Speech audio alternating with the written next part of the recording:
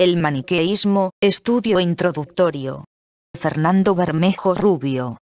Cosmogonía y antropogonía.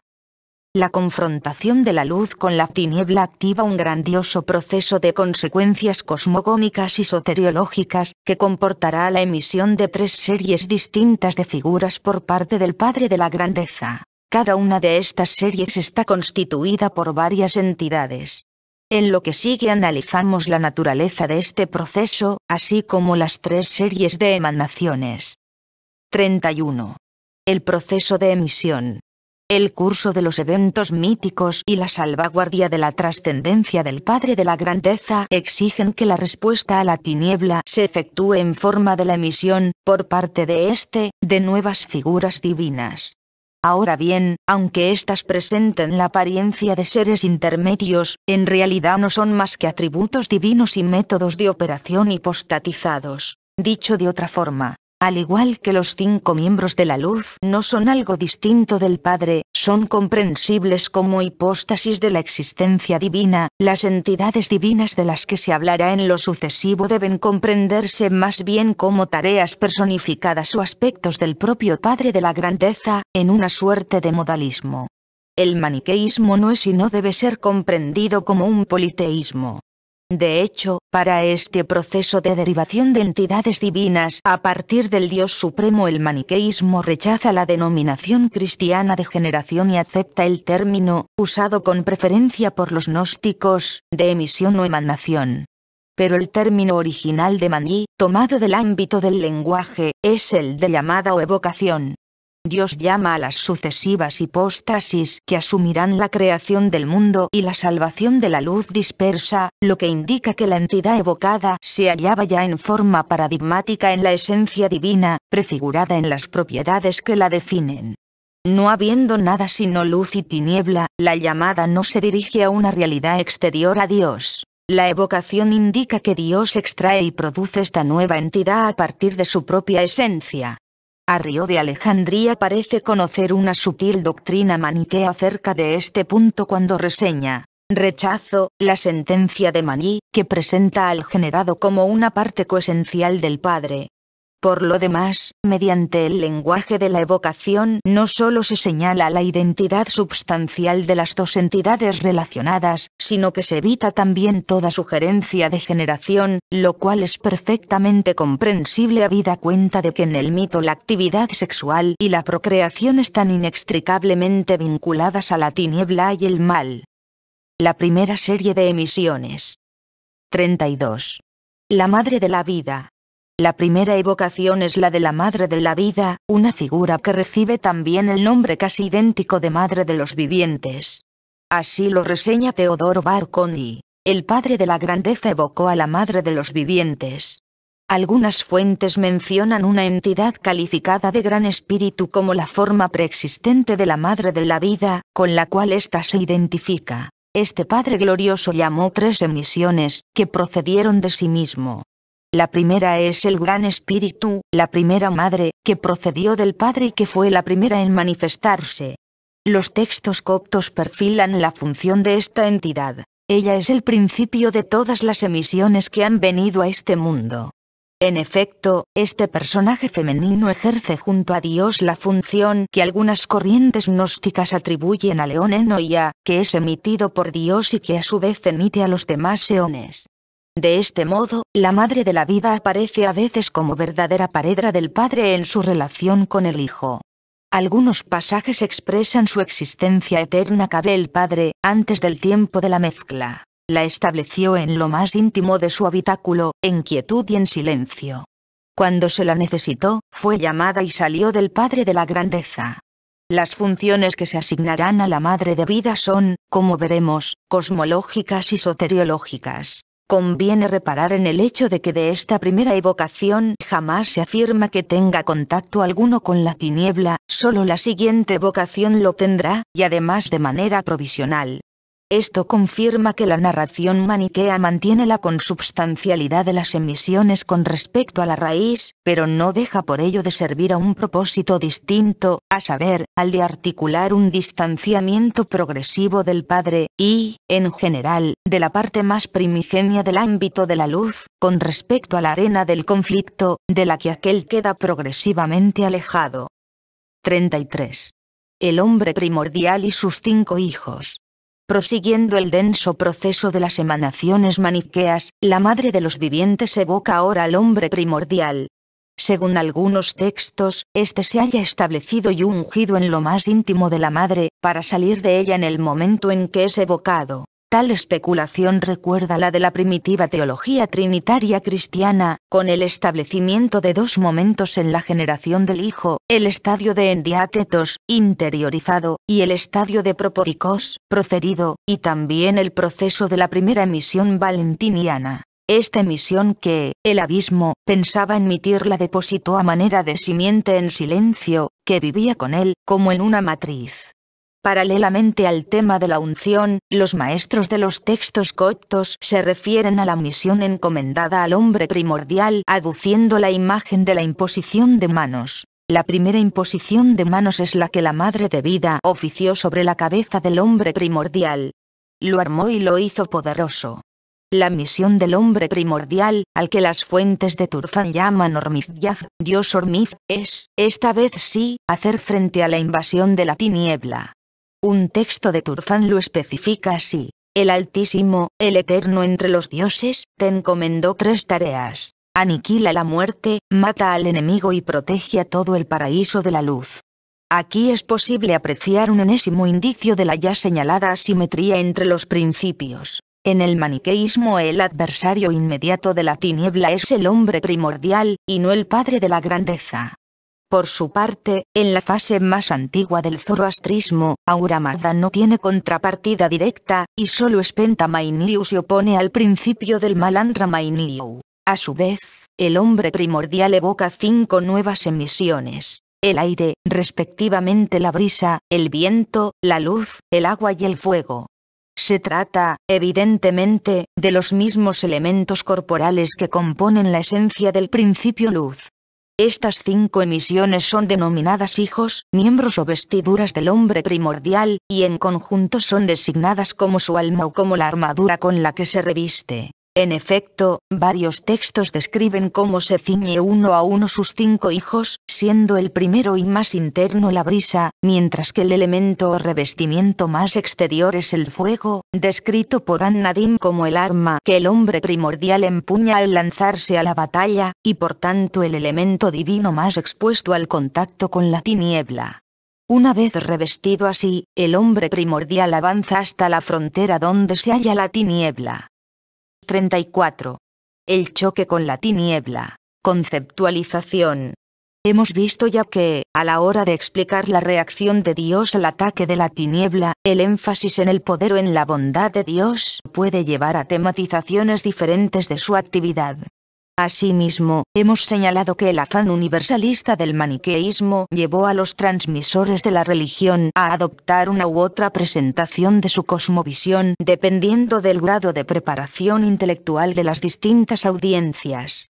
Estas posibilidades se hacen especialmente visibles en el caso de la descripción de la actividad del hombre primordial, que es la figura que constituye, por así decirlo, la personificación de esa reacción de la luz y, como veremos, el fulcro en la explicación de la génesis de la realidad visible.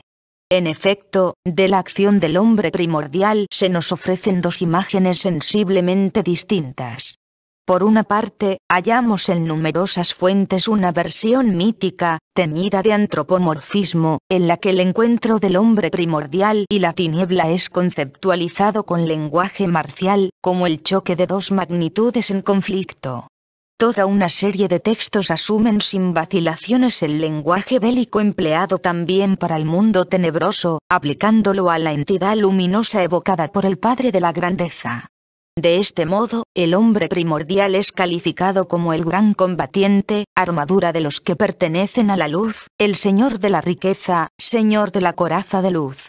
Ahora bien, junto a esta presentación eminentemente mítica, hallamos una versión metafísica complementaria, que conceptualiza el encuentro de luz y tiniebla en términos de una mezcla del alma con la materia. Esta es la versión conocida, por ejemplo, por Alejandro de Licópolis. No se trata de una interpretación gratuita de los comentaristas filósofos, pues la denominación secundaria de alma para la figura enviada es también conocida por los textos iranios y coptos.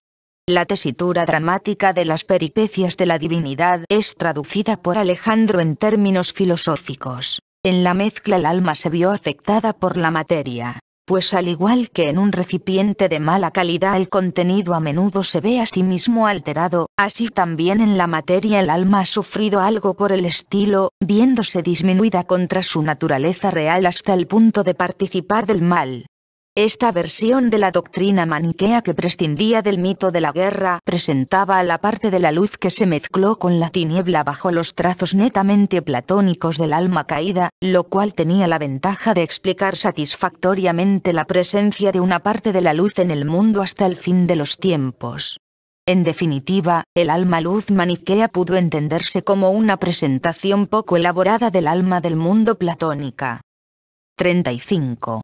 Consecuencias y significado del choque. Derrota o estratagema victoriosa.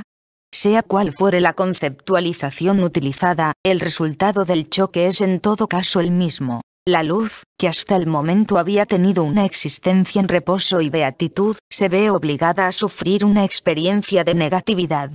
En lenguaje mitológico, los elementos luminosos enviados a afrontar el contacto con la tiniebla son rodeados, aprisionados y devorados por esta.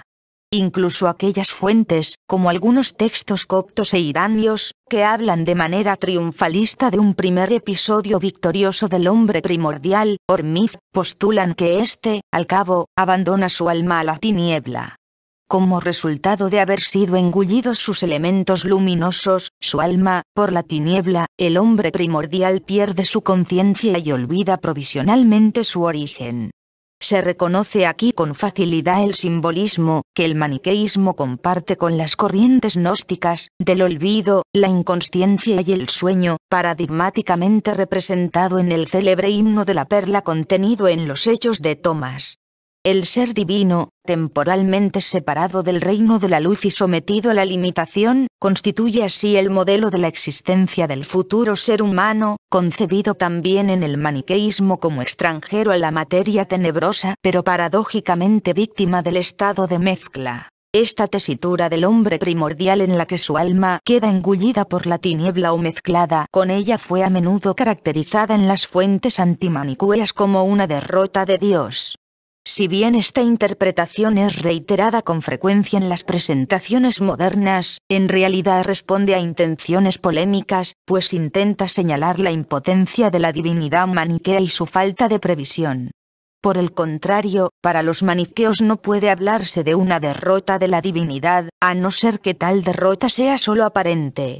Ante todo, el envío del hombre primordial no es una respuesta precipitada e inmediata de un Dios que es pillado desprevenido, sino que forma parte de un plan para conseguir a largo plazo la destrucción definitiva del mal. Dicho de otro modo, ese envío es concebido como un acto providencial que responde a un plan salvífico, tal como reconoce Alejandro de Licópolis y afirma el maniqueo Fortunato en su réplica a Agustín. Dios no sufre el mal, sino que lo previene, Él quiso prevenirlo, no temerariamente, sino con su fuerza y presciencia. En efecto, muchos textos presentan la captura de los elementos o hijos del hombre primordial por parte de la tiniebla como una estratagema concebida por el reino de la luz. Ante todo, el envío del hombre primordial sirve para desviar la atención del paraíso por parte de los atacantes, y concentrarla en aquel. La captura del enviado neutraliza el ataque de la tiniebla, al detener su avance y distraer a ésta de su objetivo original, el reino de la luz. Pero el logro no se limita a esto, sino que tendrá a la larga como resultado la destrucción de la propia tiniebla. Al engullir elementos luminosos incompatibles con ella, la tiniebla se ve condenada a debilitarse.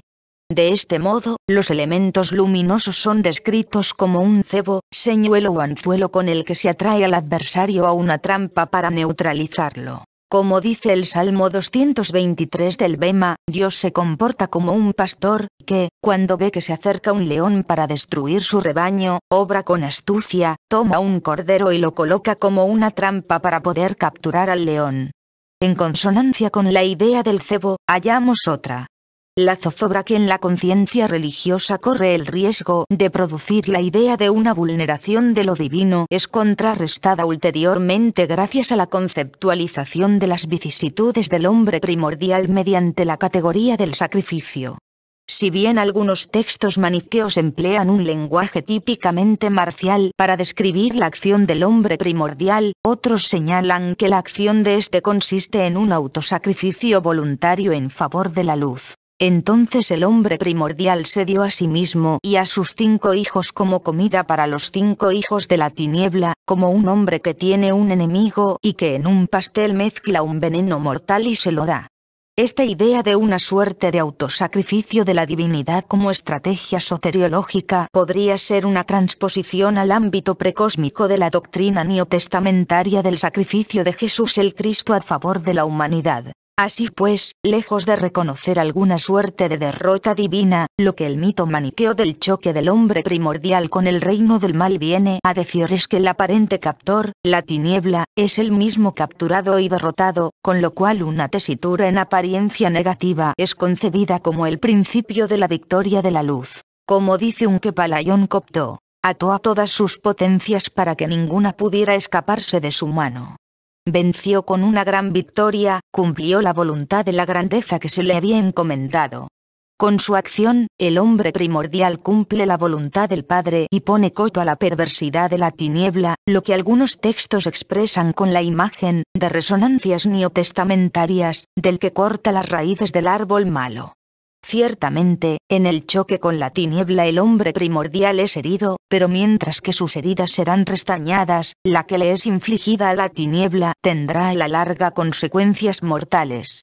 De hecho, la idea de que las vicisitudes del Hijo tienen en realidad un significado salvífico, en cuanto que constituyen el comienzo de la derrota del mal, puede tener su precedente en textos cristianos en los que la cruz es presentada como una victoria divina. 36. El segundo tiempo. La mezcla. Si el dualismo de la luz y la tiniebla expresa en un primer momento la idea de su independencia recíproca, de la separación y la incompatibilidad de los dos principios, en un segundo momento indicará, de un modo paradójico que los adversarios del maniqueísmo intentarán desvelar como contradictorio, la idea del conflicto y la lucha. El principio de la luz es irreductible al de la tiniebla no solo porque es independiente de él, no comparten un origen común, sino porque el contacto con él representará una experiencia negativa de la que el bien no podrá sino querer liberarse. Al largo período de gravoso contacto y mezcla noción en la que es reconocible el concepto zoroastriano de Gumegism, de los dos principios muchas fuentes manicueas lo llaman el segundo tiempo. Su importancia radica en que es en esta fase en la que tienen lugar los acontecimientos que explican la génesis del universo y en la que acaece toda la historia del mundo. Es en ella, más específicamente, en su última fase, en la que, según la perspectiva maniquea, se encuentra la humanidad. Es también en ella donde se ponen los fundamentos para su propia superación y el tránsito del segundo al tercer tiempo. Es precisamente el estado de mezcla de luz y tiniebla lo que ante todo suscita la repulsa del maniqueo y aquello en lo que para él consiste cabalmente el mal. En efecto, lo negativo para él no parece radicar en la mera existencia quatalis de la tiniebla, esta existe desde el principio, cuando cabe imaginar un estadio inicial de paz y beatitud en el reino luminoso, y seguirá existiendo por toda la eternidad, aunque encerrada y hecha inofensiva, sino en el estado de coexistencia forzosa de luz y tiniebla en que aquella se encuentra a merced de esta. En tal sentido, el dualismo maniqueo podría ser descrito como anticrásico. Es la mezcla, crasis, indiscriminada en cuanto confusión y desorden, que coloca a la luz en un estado antinatural, lo que constituye lo máximamente detestable para la conciencia maniquea. La segunda serie de emisiones. El estado de cautiverio en que se encuentra el hombre primordial tras su choque con la tiniebla parece imponer la emisión de alguna nueva figura por parte del reino de la luz. La necesidad de reintegrar al hombre primordial y separar lo que había sido mezclado permite ya entrever el sentido de la exposición subsiguiente. Las acciones que se emprenderán en la nueva fase del mito habrán de tener una significación soteriológica, de la cual es parte la cosmogonía. 37. La evocación del espíritu viviente. Una vez vuelto en sí tras su confrontación con la tiniebla, el hombre primordial se dirige implorante al Padre de la Grandeza. Este evoca con una segunda llamada al amado de las luces. El amado de las luces evoca al gran arquitecto. El gran arquitecto evoca al espíritu viviente. Y, finalmente, el espíritu viviente evoca a sus 5 hijos o dioses luminosos. El ornamento del esplendor, a partir de su intelecto. El gran rey de honor, a partir de su pensamiento. Adamante de luz, a partir de su discernimiento. Rey de la gloria, a partir de su intención. El homóforo o portador, a partir de su razonamiento. La prioridad en una serie de varias emisiones no es índice de una importancia singular. El amado de las luces, primera figura de la segunda serie de evocaciones, es un eón meramente intermediario, sin especial función ulterior en el sistema. Por su parte, el gran arquitecto no es el demiurgo, como su título invitaría a pensar, sino el hacedor de 2 realidades bien distintas. Por una parte, del nuevo eón o eón de gozo, lugar provisional de tránsito de las porciones de luz diseminadas en el cosmos, en el que éstas se establecerán antes de su reintegración a la tierra de luz. Por otra, de la tumba o prisión en la que al final de los tiempos los poderes de la tiniebla serán perpetuamente encerrados y neutralizados. El hecho de que el espíritu viviente constituya la tercera figura de la tríada en ser emanada no es óbice para que sea, con mucho, la que desempeñe el papel más importante en los acontecimientos subsiguientes. En efecto, junto con sus 5 hijos el espíritu viviente es la figura en la que se concentra la potencia del conjunto de la segunda evocación. 3 tareas le son asignadas. Salvación del hombre primordial, castigo de los arcontes rebeldes y cosmogonía. Los 2 aspectos de su misión, soteriológico y cosmogónico, serán examinados por separado a continuación. 38. Acción soteriológica del espíritu viviente. Si bien el hombre primordial y sus 5 hijos se hallaban mezclados con los poderes tenebrosos, según la tradición copta esta mezcla no era completa. El más íntimo de los 5 elementos, el aire viviente, que el hombre primordial había revestido en primer lugar, y que, por tanto, se hallaba más protegido de los embates de la tiniebla, no se contaminó. El poder de los enemigos se mezcló con ellos, excepto con el aire. La tiniebla no se mezcló con él. El león salvador, el espíritu viviente, desciende junto con sus hijos hasta la frontera del mundo tenebroso y dialoga con el hombre primordial, o con aquella parte de él no mezclada con la tiniebla, pero sí atada a ella debido a su unión con los otros 4 elementos. Este diálogo entre el espíritu viviente, que se dirige al ser postrado para liberarlo, y el hombre primordial, que contesta a su llamamiento, da lugar al surgimiento de 2 nuevas hipóstasis correlativas, la llamada y la respuesta. En la articulación del panteón, la llamada y la respuesta representan la operación salvífica de las cabezas de las 2 series de emanaciones. El espíritu viviente, la llamada, y la madre de los vivientes, la respuesta. Las 2 nuevas hipóstasis configuran de manera paradigmática 2 momentos esenciales del proceso de salvación de los seres humanos. La llamada de Dios a través de su enviado, el espíritu viviente, su profeta Maní, y la respuesta de quien reconoce la voz, el hombre primordial, el creyente maniqueo. El episodio siguiente posee, de manera si cabe aún más pregnante, una significación soteriológica. El espíritu viviente, designado en ocasiones como hermano del hombre primordial, tiende su diestra a este y le saca así del cautiverio del reino de la tiniebla. La madre de los vivientes besa entonces a su hijo, sellando así su liberación del mundo tenebroso y su retorno al ámbito de la luz.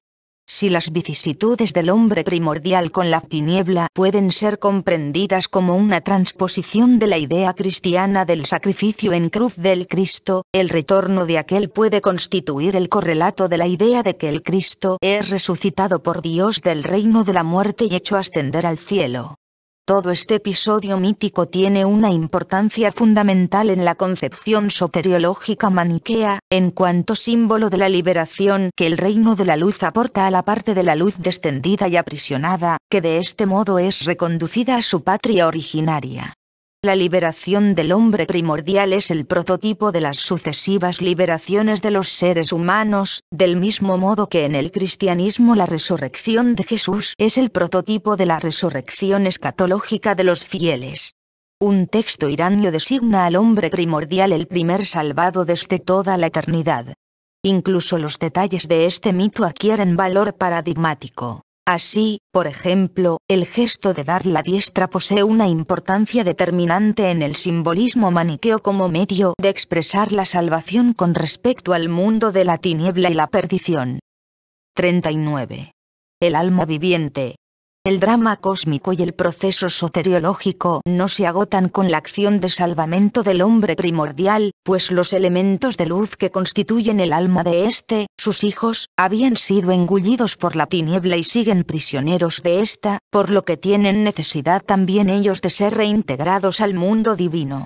Mientras que el hombre primordial experimenta una suerte de pronta resurrección, la liberación de sus elementos es diferida y debe aguardar para su compleción hasta el final de los tiempos. El conjunto de elementos luminosos en situación de mezcla con la tiniebla es denominado, tanto en los textos de Turfán como en los textos coptos del Fayum, alma viviente. Esta designación, de raíces bíblicas, es fácilmente comprensible. Los 5 hijos constituyen el alma del hombre primordial, que queda cautiva en la tiniebla, mientras que el calificativo de viviente contiene la memoria de su origen en la tierra de la luz, que es al mismo tiempo la tierra de la vida. Esta designación muestra ya el carácter extranjero del alma viviente con respecto al ámbito de la tiniebla, que es por definición un lugar de muerte. Obsérvese que, de este modo, el mito maniqueo opera una clara distinción entre el destino del hombre primordial y el de sus hijos o su armadura. De un modo parecido a cómo, en el mito gnóstico valentiniano, Sofía es reintegrada al pleroma tras ser separada de ella su intención y su pasión, que conocerán ulteriores vicisitudes, también aquí asistimos a una escisión. Esta diferenciación permite la reintegración de una magnitud divina y, al mismo tiempo, explicar la aparición de una realidad en la que se experimenta la mezcla. Con objeto de acabar reintegrando a la luz el resto de una realidad innegablemente divina, se pone en marcha el proceso cosmogónico, que tiene simultáneamente un significado salvífico. 40. Acción cosmogónica del espíritu viviente. Como dicen los textos coptos, el cosmos fue creado con el doble objeto de encadenar a las potencias de la tiniebla y de construir un dispositivo para la purificación de la luz. El tratado maniqueo chino afirma asimismo de manera elocuente que, aunque el mundo es una prisión, es también la farmacia donde los cuerpos luminosos se curan. La creación del mundo, aunque no expresamente querida por Dios desde el principio, aparece sin embargo como la primera fase de un plan de salvación concebido para librar al alma encadenada en la materia. Tras la reintegración del hombre primordial al reino de la luz, el espíritu viviente o demiurgo juzga y castiga a los arcontes de la tiniebla. Algunos de ellos son atados y encadenados en la rueda del zodíaco, mientras que otros son matados y desollados por él o por sus hijos. Que sea posible para el espíritu viviente vencer a las potencias de la tiniebla, algo que no había podido anteriormente el hombre primordial, se explica presumiblemente en el mito por el debilitamiento sufrido por estas tras haberse incorporado la luz, lo cual es un signo ulterior del carácter victorioso y salvífico del sacrificio del hombre primordial. Ahora, el espíritu viviente construye con las pieles de los arcontes los 10 firmamentos, con su carne 8 tierras y con sus huesos las montañas. Esta cosmogonía, en apariencia muy peculiar, tiene un paralelo directo en el Bundaín, aunque su origen es mucho más arcaico, pues podría remontarse tanto al mito indoeuropeo del desmembramiento del gigante primordial como a su versión mesopotámica. Según el poema babilonio Enuma Elis, mientras que Ea mata al ser primordial Apsu, el demiurgo Marduk derrota a Tiamat y forma el cielo con una mitad de su cuerpo, y con la otra la tierra. Tras la acción cosmogónica del espíritu viviente, la luz exiliada, aunque sigue estando prisionera, se halla encerrada en un mundo organizado y firmemente establecido, firmamento, primer paso hacia su liberación. Así pues, las dos naturalezas participan, de distinto modo, en la creación del universo. Una cita de Evodio de Uzala expresa con precisión esta doble participación. Mani dice que hay dos naturalezas, una buena y otra mala. La buena es la que hizo el mundo, la mala aquella a partir de la cual el mundo fue hecho. El bien es la causa eficiente del mundo, mientras que el mal es la causa material. Ahora bien, esto evidencia ya la necesaria equivocidad de todo juicio relativo a la valoración, optimista o pesimista, procósmica o anticósmica, que el maniqueísmo hace del universo. Por una parte, según el mito, la substancia del mundo es solo materia muerta y demoníaca. Por otra, a diferencia de Marción y de algunos sistemas gnósticos, que asignan a una entidad inferior la creación o formación del universo, el maniqueísmo afirma sin ambajes que es Dios, el espíritu viviente y sus hijos, quien de modo exclusivo tiene la iniciativa de llevar a cabo la tarea demiúrgica de conformar el macrocosmos.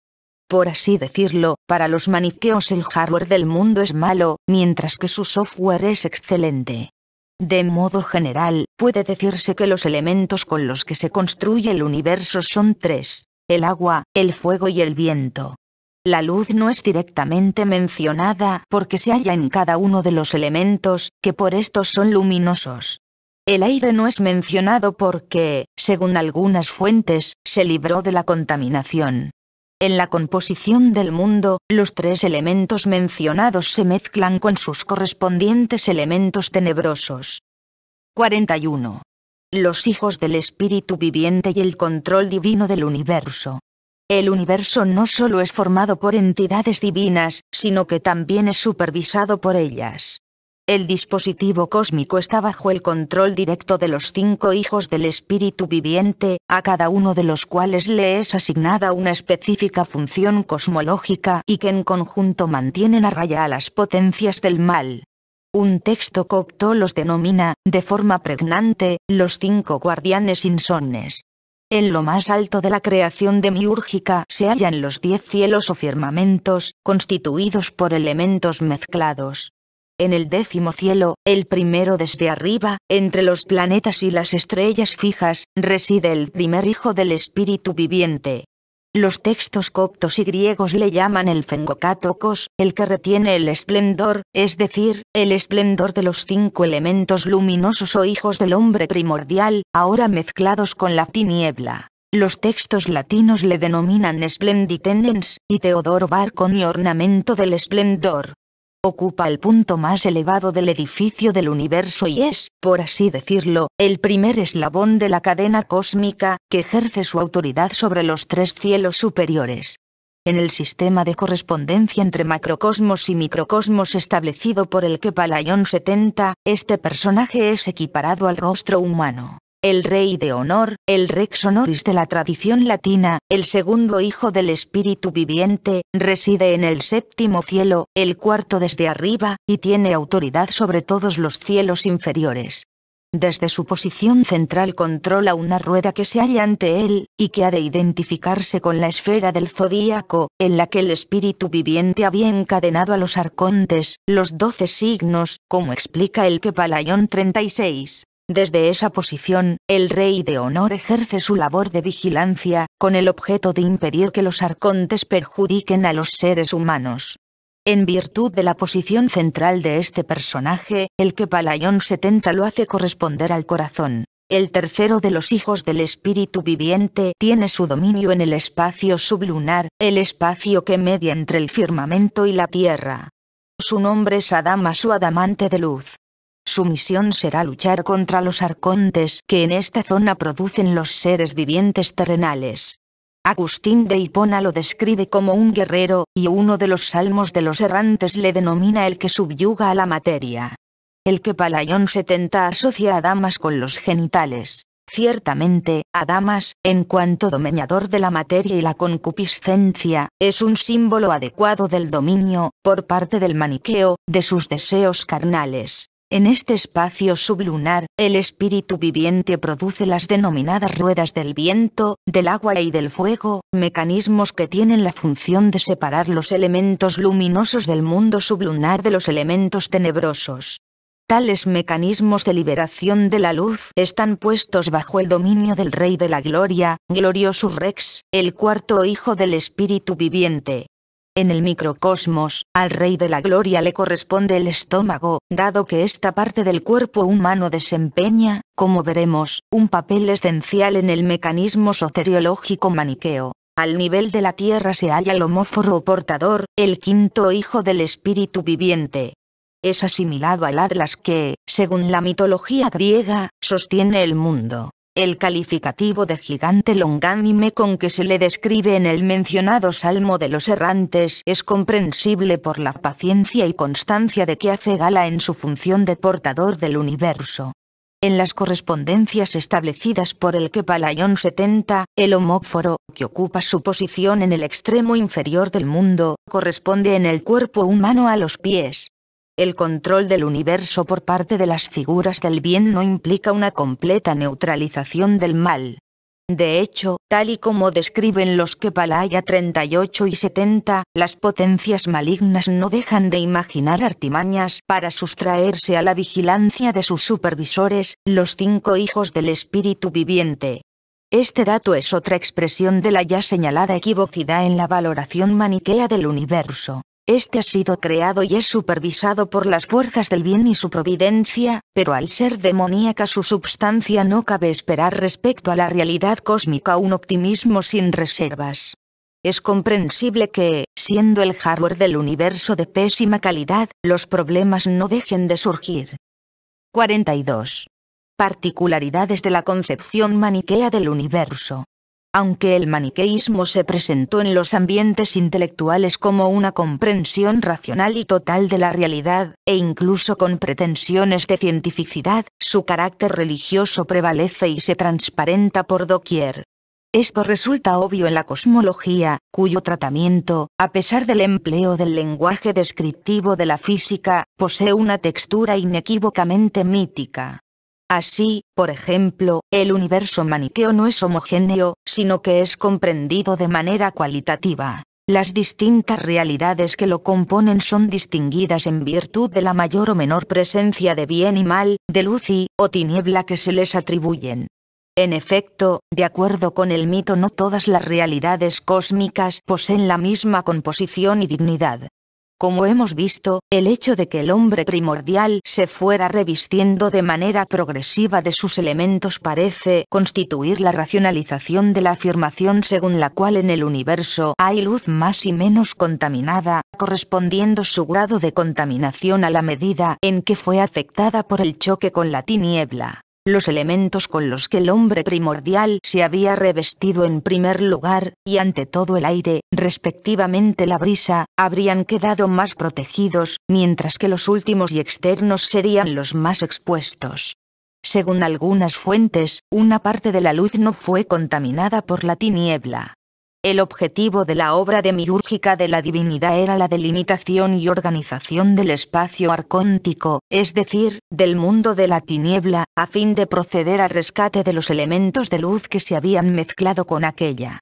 Pues bien, según la narración mítica se dieron 4 situaciones distintas. A. Elementos luminosos ya completamente separados de la tiniebla. El sol y la luna. B. Elementos luminosos ligeramente mezclados con elementos tenebrosos. Las estrellas. C. Elementos luminosos muy mezclados con la tiniebla. Los que habían sido tragados por los arcontes. D. Cuerpos puramente tenebrosos. Los signos del zodíaco, irregularmente considerados distintos de las estrellas en general, los 5 planetas y las tierras inferiores. El zodíaco no es concebido de acuerdo con su significación astronómica, según la cual el Sol realiza su curso anual a través de las 12 constelaciones que forman el círculo zodiacal. El zodíaco es ya el conjunto mítico de figuras animales con las que se parangonaron las constelaciones, identificadas ahora con 12 arcontes malignos, los agentes de la fatalidad astral, junto con los 5 planetas. En efecto, más abajo de los 10 cielos se hallan las órbitas irregulares de los 5 planetas, poseídos cada uno de ellos por un arconte maligno. Estos 5 planetas corresponden a los 5 elementos tenebrosos constitutivos del mundo de la tiniebla. Dado que el mundo es constituido por el espíritu viviente a partir de elementos mezclados, se impone la tarea de separar los cuerpos luminosos de los tenebrosos. Esta tarea será efectuada parcialmente por los seres humanos mediante el rito, pero es llevada a cabo ya por mecanismos puestos en funcionamiento por las potencias divinas. En efecto, los elementos tenebrosos son expulsados del universo creado y reunidos en 3 ruedas, circuitos o muros más allá de los cielos: la rueda del agua, la del fuego y la de la tiniebla. Estas ruedas son imaginadas como una especie de cinturón que rodea al universo. Dado que estos espacios constituidos por agua, fuego y tiniebla deberán ser atravesados por el alma viviente liberada en su viaje de retorno hacia el reino de la luz, los textos coptos los denominan vados o vías de paso Mangiore. Una vez creado el mundo, el espíritu viviente separa las partículas de luz que no habían sido contaminadas y crea con ellas el sol y la luna, que son parte esencial del mecanismo soteriológico. Por su parte, las partículas luminosas que se habían mezclado en escasa medida con la tiniebla son transformadas en astros. Así pues, el Sol y la Luna son considerados como constituidos por elementos puros y no mezclados, y son por ello nítidamente distinguidos del resto de los astros y planetas.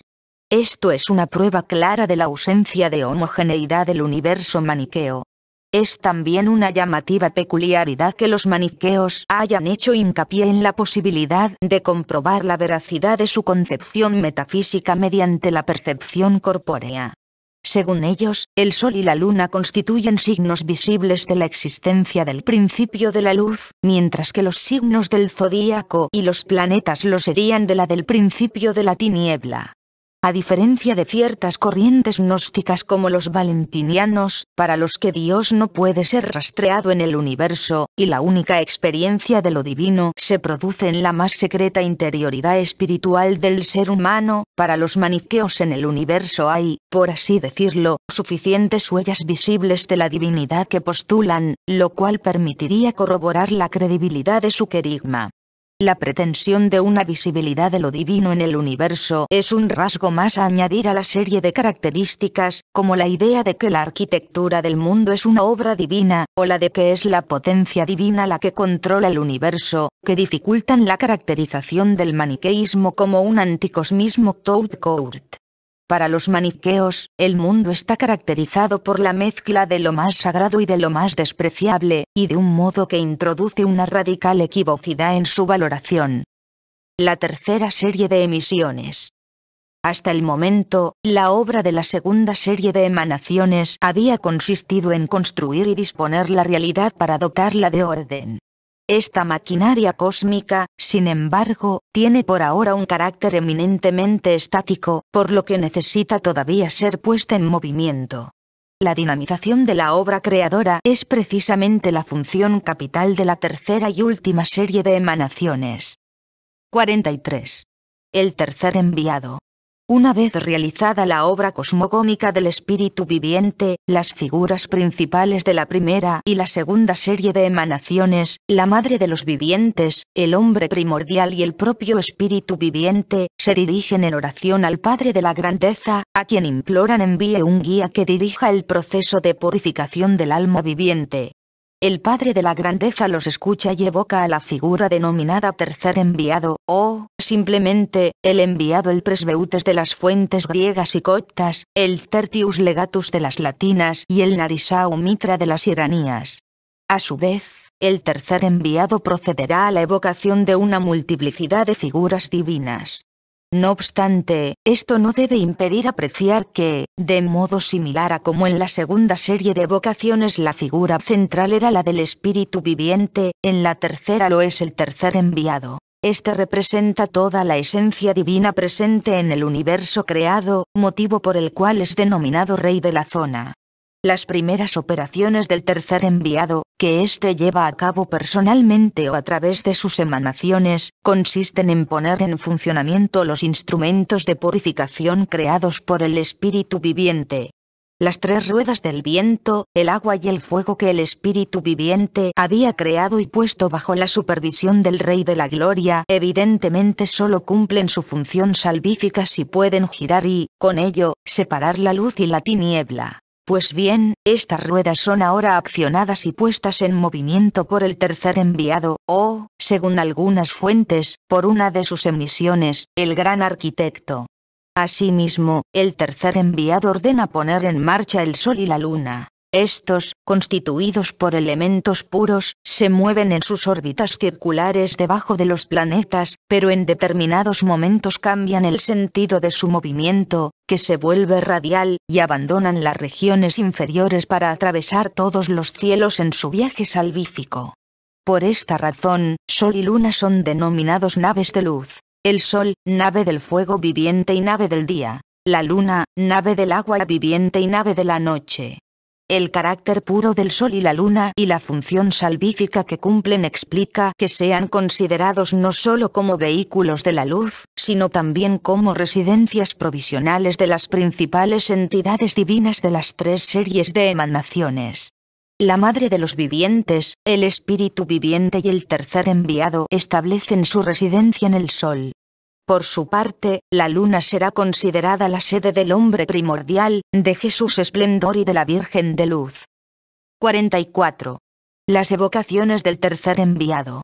El tercer enviado evoca tres figuras divinas, cada una de las cuales evoca a otras tres, y así sucesivamente. La estructura de este universo luminoso es la siguiente. El tercer enviado evoca a columna de gloria, Jesús esplendor, Virgen de luz. Jesús esplendor evoca a intelecto luz, gran juez, niño. Intelecto luz evoca a apóstol de luz, compañero, forma de luz. La forma de luz evoca a ángel del trofeo, ángel de la vestidura de luz, ángel de la corona. A continuación procedemos a aclarar en lo posible este abigarrado conjunto. La primera figura divina evocada es la llamada columna de gloria. Como agente cosmológico, este eón recibe la denominación el que sostiene el universo. Como agente de la salvación, es el conducto de los elementos divinos que van siendo salvados, sea precediendo a las naves de la luna y el sol, sea siguiéndolas. Los maniqueos parecen haberla identificado con la Vía Láctea, la cual, en tanto que realidad visible, constituiría una prueba ulterior de la credibilidad de la doctrina. En realidad, la columna de gloria, más que una nueva hipóstasis, es un concepto transversal que representa y asume el estado del universo creado, la zona, en el momento en que el tercer enviado inicia su misión.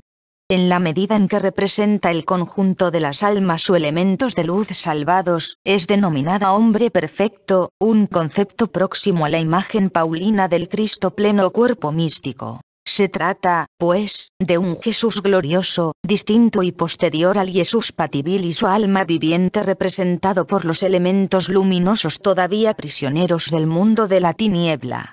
La segunda evocación del tercer enviado es Jesús esplendor, por medio del cual se da la vida eterna. Jesús esplendor, el esradesar de los textos iranios, es denominado también el comienzo de todos los liberadores y el padre de todos los apóstoles. De él afirma el Saburagan que es quien envía de época en época sabiduría y conocimiento a los hombres. Su importancia, debida a su función eminentemente soteriológica, hace que en otros textos esta figura sea presentada no como evocación del tercer enviado, sino como una emanación directa del Padre de la Grandeza, por tanto como independiente respecto a la figura del tercer enviado. La tercera evocación del tercer enviado es la Virgen de Luz, la gloriosa sabiduría. En otras versiones se habla de las 12 vírgenes de luz, cuyos nombres corresponden a 12 cualidades o virtudes. la realeza, la sabiduría, la victoria, la persuasión, la pureza, la verdad, la fe, la paciencia, la rectitud, la bondad, la justicia y la luz. Se trata evidentemente de los atributos salvíficos del tercer enviado, de manera semejante a como los eones del pleroma valentiniano son los modelos de la constitución del Salvador. Por lo que respecta a las evocaciones de Jesús Esplendor, la primera es el intelecto luz, llamado igualmente el Padre de todos los apóstoles. Se trata de la potencia espiritual por medio de la cual Jesús Esplendor opera su obra salvífica. En este sentido, el intelecto luz se asimila al espíritu paráclito invocado en uno de los salmos de los errantes en el contexto de la promesa del Jesús del cuarto evangelio de enviar un paráclito. En el desarrollo de la soteriología, el intelecto luz redime a los 5 intelectivos del hombre primordial, es decir, a los elementos luminosos mezclados con la tiniebla. La segunda evocación de Jesús Esplendor es el gran juez, con función claramente escatológica. La tercera evocación es el niño, de significado impreciso y variable. A su vez, el intelecto luz procede a las evocaciones por medio de las cuales realizará su misión como enviado de Jesús Esplendor. La primera es el apóstol de luz, el que viene en su momento. Aunque la expresión puede aplicarse a todos los profetas auténticos, Buda, Zoroastro, el Jesús terreno, en los textos se refiere por antonomasia a Maní, el iluminador. La segunda evocación es el compañero o gemelo, Sífigos, de Maní, que desempeña respecto a él funciones de revelador, guía y protector. La tercera evocación es la forma de luz, expresión que se refiere al elemento luminoso presente en los creyentes. Esta forma de luz evoca a su vez 3 entidades con función escatológica. 45. La seducción de los arcontes.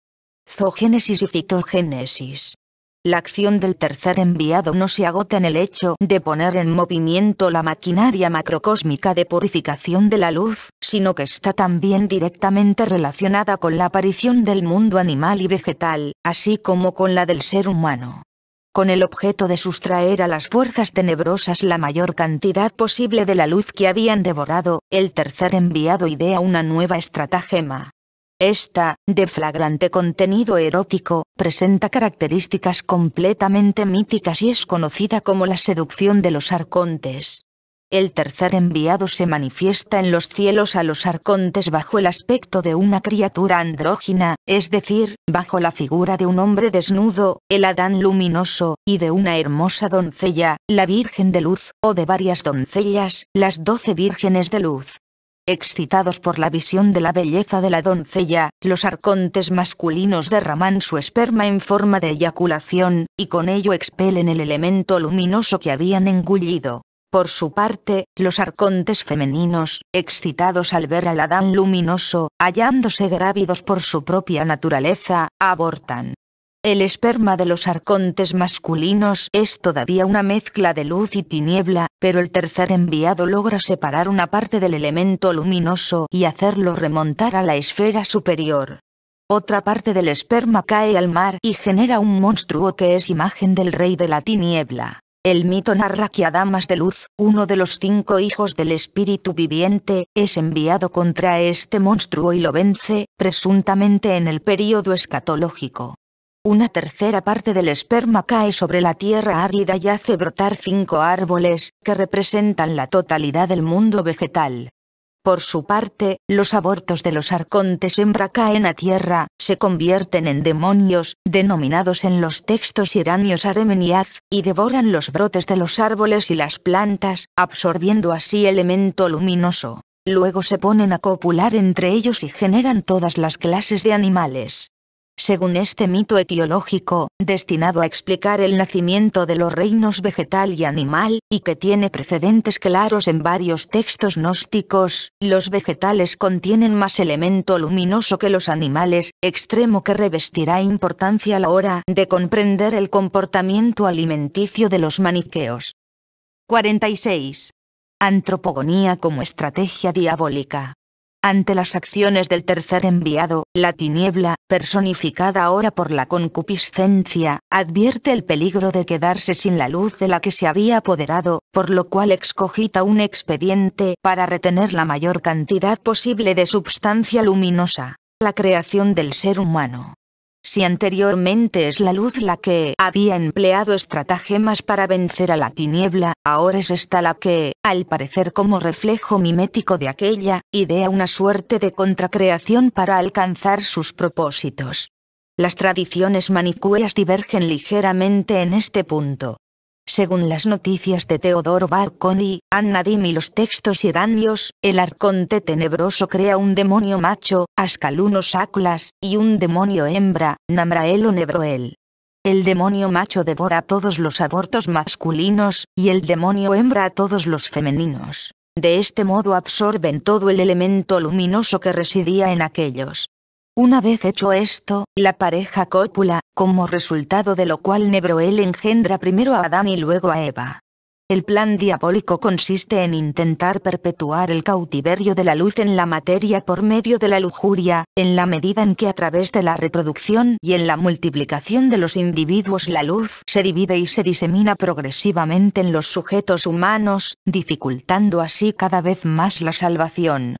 Tanto el macrocosmos como el microcosmos, el cuerpo, fueron formados de la materia demoníaca, pero el mundo se convirtió en una prisión para los demonios bajo el dominio de la columna de gloria, y el hombre en una prisión para la luz bajo el dominio del deseo. Los textos coptos y Alejandro de Licópolis ofrecen de la antropogonía versiones más sobrias, mucho más parecidas a los mitos antropogómicos gnósticos. Escribe Alejandro. En el sol es visible una imagen que se asemeja a la forma del hombre, y en su deseo de remedarla, la materia hizo al hombre a partir de ella misma, en virtud de su completa mezcla con la potencia. El principal texto copto es el Kepalaion 55. El enviado manifestó su imagen en el mundo. Los arcontes y las potestades del mundo vieron aquella imagen y produjeron sus propias formas de acuerdo con aquella imagen. Se trata de Adán y Eva. Al cabo, las dos versiones reseñadas coinciden en enseñar que el cuerpo de Adán y Eva procede de los arcontes y que en su seno contiene elemento luminoso. Los diversos relatos acerca de la generación de los protoplastos transmiten, pues, dos lecciones igualmente decisivas para comprender la antropología y la soteriología manicueas. Por una parte, si el creador del macrocosmos es el demiurgo divino, el creador del cuerpo es la tiniebla. Siendo el cuerpo el resultado de una unión monstruosa y lujuriosa, por él el ser humano está vinculado a la naturaleza animalesca de los arcontes. La substancia y la finalidad del cuerpo humano son diabólicas, pues en los humanos está presente la maldad y negatividad que caracteriza a los abortos y a los demonios. La corporalidad material del ser humano es así la expresión de la voluntad de poder de las tinieblas sobre la substancia luminosa en el intento extremo de contrarrestar la actividad liberadora de la máquina cósmica construida por las entidades divinas para separar las naturalezas mezcladas. De este modo se justifica en el maniqueísmo el desprecio por la corporalidad, y en particular por la actividad reproductora humana. Por otra parte, empero, el ser humano es el principal depósito de la luz caída en manos de la tiniebla. En él se concentra la mayor parte del elemento luminoso extraviado, el resto se hallaba en las plantas y, en menor medida, en los animales. En cuanto concentración máxima de luz y por haber sido creado a imagen del tercer enviado, este ser no es solo de origen divino, sino que está dotado de una especialísima dignidad entre las criaturas que habitan la región sublunar. En los humanos, la conciencia y la inteligencia alcanzan un nivel que determina su capacidad de actuar a favor de toda el alma mezclada, aunque obviamente esa capacidad debe ser actualizada. El ser humano será, de hecho, el perno sobre el que se desarrolle la obra salvífica.